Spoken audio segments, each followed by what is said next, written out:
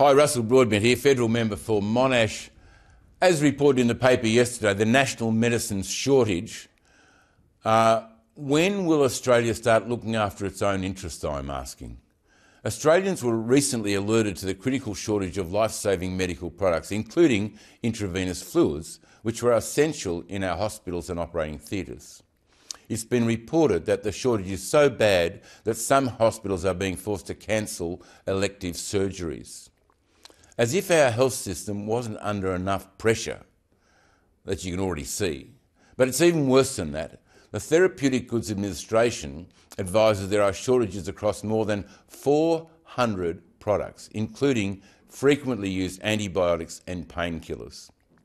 This problem is not new. A 2020 report states Australia has almost no capacity to manufacture any active pharmaceutical product for most of the products listed on the World Health Organisation's list of essential medicines. Why? Because we have incrementally outsourced almost all of our medical supply chain to the global market. It turns out that Australia imports around 90% of the medicines we consume, and what little we do manufacture, we mostly export. It's made worse by the fact that we're at the end of a very long global supply chain that makes us vulnerable to supply chain disruptions, like pandemics. How on earth did we get here? Well, I don't know, but a report notes that agreements made over a decade ago between the government and the pharmaceutical industry may have played a role.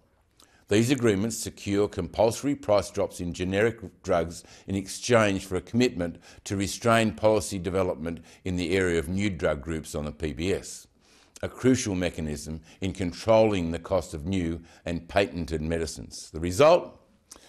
The generic drug industry, which used to be predominantly Australian-owned firms, has largely closed its research and manufacturing arms and moved the bulk of its activities offshore, destroying our capacity, Australia's capacity, to respond to a public health emergency by rapidly scaling up production of essential medicines in Australia.